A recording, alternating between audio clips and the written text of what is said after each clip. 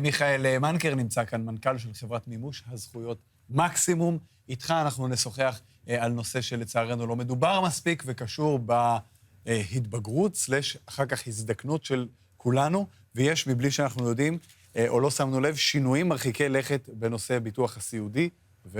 שהוא מאוד חשוב. זה איפשהו, למי שרוצה להזדקן בכבוד, זה איפשהו נמצא שם.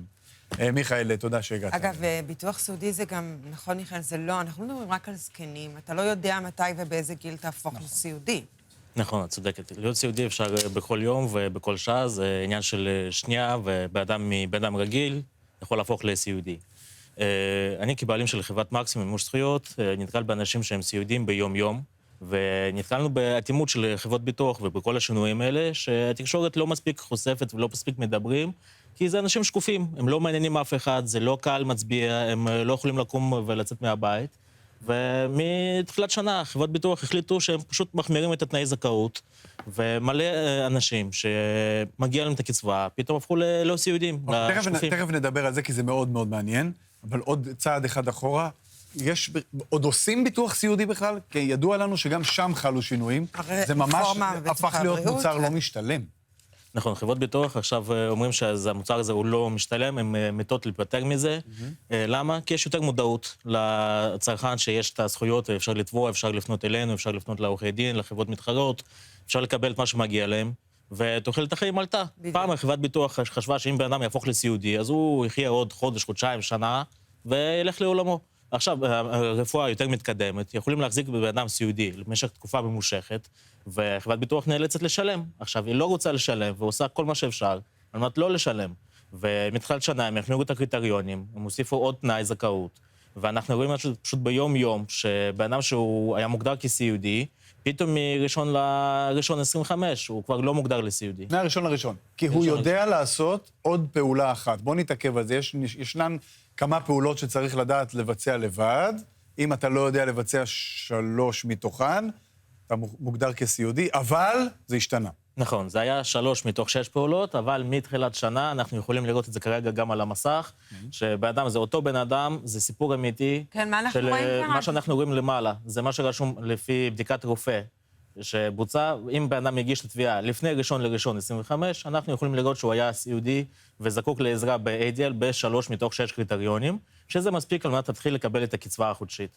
אבל מראשון לראשון, זה מה שאנחנו רואים בטבלה השנייה, הוא הפך ללא סיעודי. אנחנו רואים שסעיף של רחצה נעלם לו.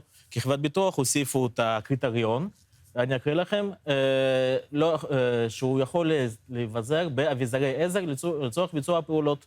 כלומר, נותנים לבן אדם עכשיו מקל עם ספוג, ואומרים לו, אדוני, אתה יכול להתקלח קצת? אוקיי, סבבה, אז אנחנו לא מנגדים לך את הסעיף הזה.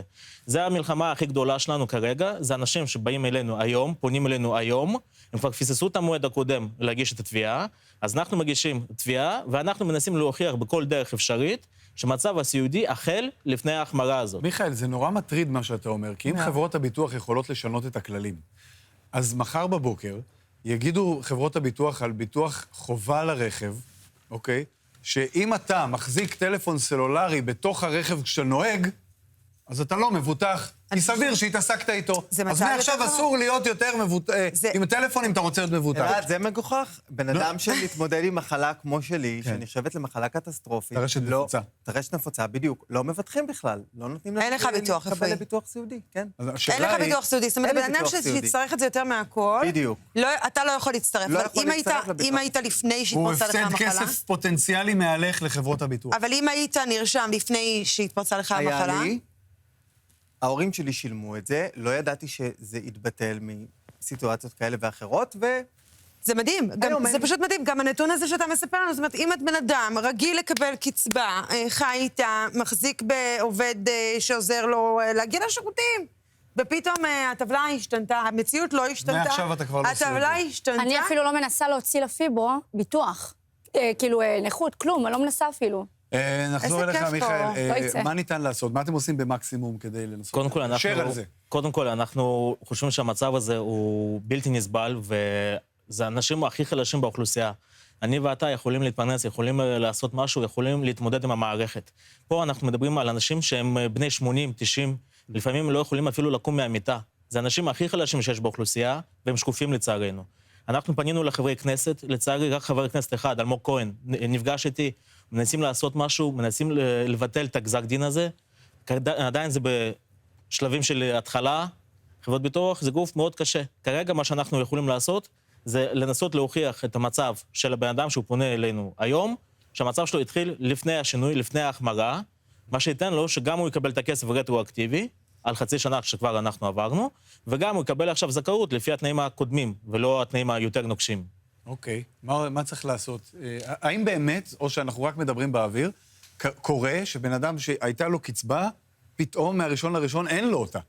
זה קורה בשטח? תראה, בשטח קורה, אני לא רוצה להיכנס ללמה וכמה, אבל הרבה פעמים חברת ביטוח מנסה לשלוח חוקר, שחוקר צילם תמונה, חברת ביטוח פסלה את התביעה, אומרים שבאותו יום ראו אותך שאתה הולך עם הליכון ונכנס לרכב, פסלו אותך, ואז אתה צריך להגיש ערעור אחרי שבוע, ואז כבר אתה מגיש לפי התנאים החדשים, ואז יפסלו אותך. לצורך העניין, מה שראינו עכשיו בדוגמה, בן אדם שהוא לא יכול לקום, להתלבש ולהתקלח, היום זה לא מספיק בשביל לקבל קצבה, הוא לא מוגדר כסיעודי. זה פשוט נורא, איך יוצרים קשר? כי אסור לוותר, וזה שיטת מצליח, וצריך להילחם, אז איך יוצרים קשר?